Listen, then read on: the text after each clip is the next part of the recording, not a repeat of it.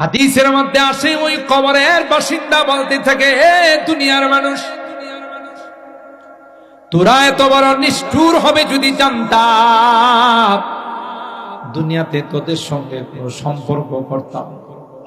কি অপরাধ, কি অপরাধ ছিল রে, আমাকে জঙ্গলের মধ্যে মাটির নিচে শোয়া তোমরা চলে যাচ্ছ। আমার কি অপরাধ, তোমরা কি কেউ আমার সঙ্গে হবে না?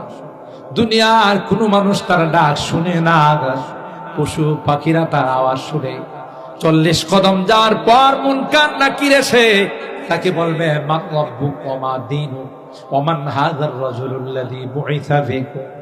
বলো রে বলো, তুমি তো একটা দেশের থেকে আরেকটা দেশে আসছো, তোমার পাসপোর্টটা দেখাও, তোমার ভিসা দেখাও। সুবহানাল্লাহ। কোন এক দেশের থেকে আরেক দেশে বিদেশে গেলে পাসপোর্ট চেক করে না?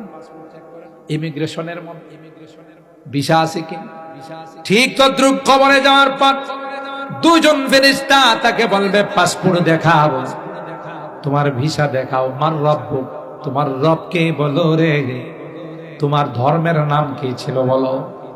ওই যে দেখা যায় প্রত্যেকটা কবরের সঙ্গে সুরুং পথ হয়ে যাবে। সুবহানাল্লাহ বলে ওই সুরুং পথ রওজায়ে পাখির দিকে যাবে। আল্লাহু আকবার বলেন।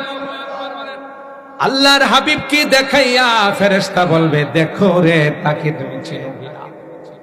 যারা নেককার, যারা দিনদার ছিল, তারা তখন সাথে সাথে বলবেন, আমার রব আর কেউ না, আমার রব হলেন একমাত্র আল্লাহ।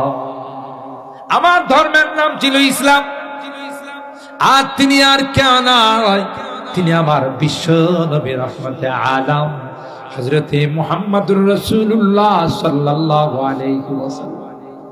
জান্নাতি লিবাস, জান্নাতি ফেরেশতারা বলবে, গোলাম, দুনিয়ার মানুষ তোমারে কোনো কাপড় দেয় নাই, লুঙ্গি দে, সালোয়ার, পাঞ্জাবি। দুনিয়ার মানুষ নিষ্ঠুরের মতো, এমনকি তোমার কোমরে কালো সুতা ছিল, সেটাও কাইটা রাইখা মাত্র 3টা সাদা কাপড়ে তোমাকে মোড়াইয়া, তোমাকে পেঁচাইয়া কবরের জগতে রাখছে। অথচ তোমার জামা কাপড়ের অভাব ছিল না। কথা কয় না? না না, কনকনে শীতের মধ্যে মাটির মধ্যে তোমাকে শোয়াই দিয়া গেছে। দুনিয়ার মানুষ বড় নিষ্ঠুর রে। যখন তিনি প্রশ্নের জবাব দিবে, আল্লাহ পাক ফেরেশতাদের ডাক দেয়া বলবে, আলবিসুহু মিনাল জান্নাহ ওয়া আফরিশুহু মিনাল জান্নাহ ওয়াফতাহু লাহু বাবাম মিন আবওয়াবিল জান্নাহ